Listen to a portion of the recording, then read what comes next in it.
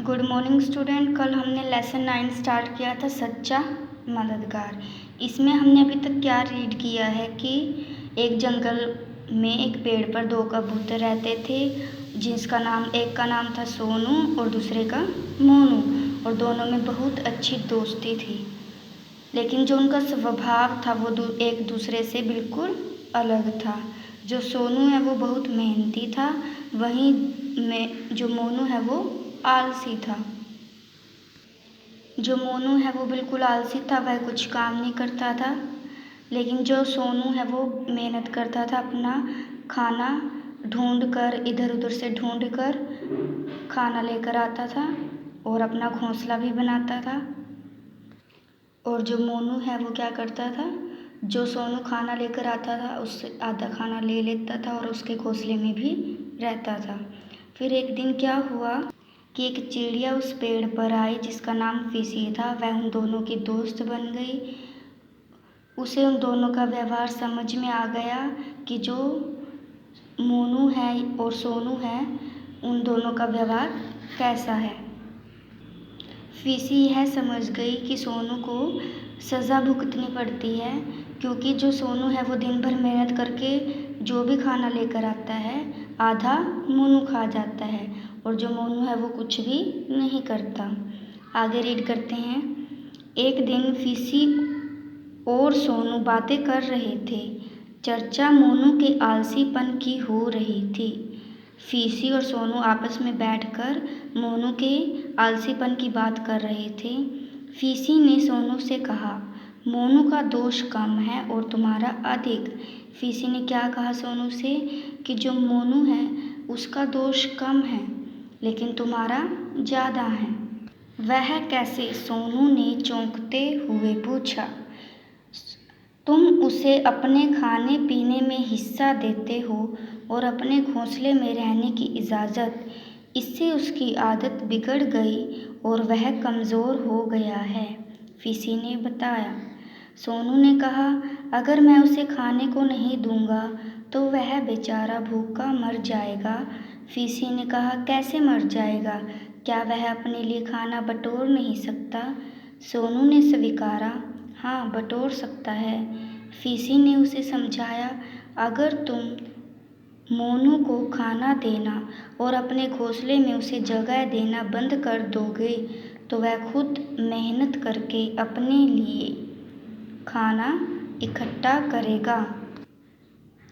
इससे उसका अहित नहीं हित ही होगा।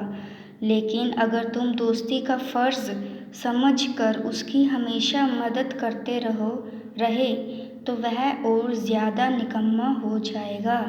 यह कहकर फीसी उड़ गई। फीसी ने सोनू को क्या समझाया?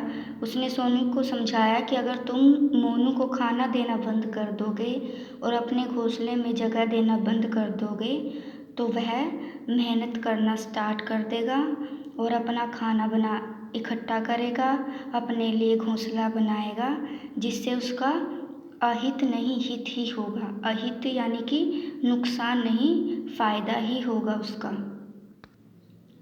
सोनू को फीसी चिड़िया की सारी बातें समझ में आ गई और उसने वैसा ही किया जैसा फीसी ने उससे कहा था।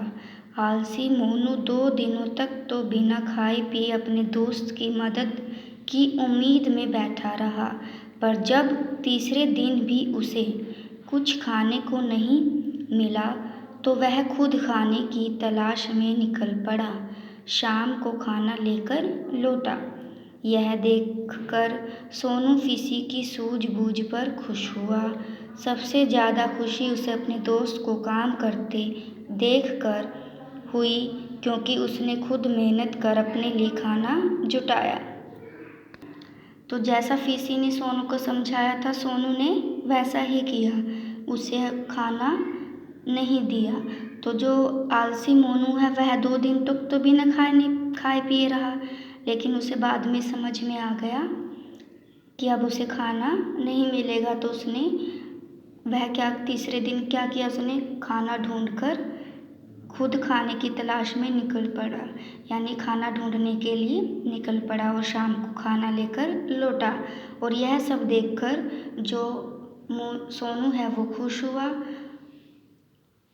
उसे अपने दोस्त को काम करते देखकर, उसकी मेहनत देखकर खुश हुआ।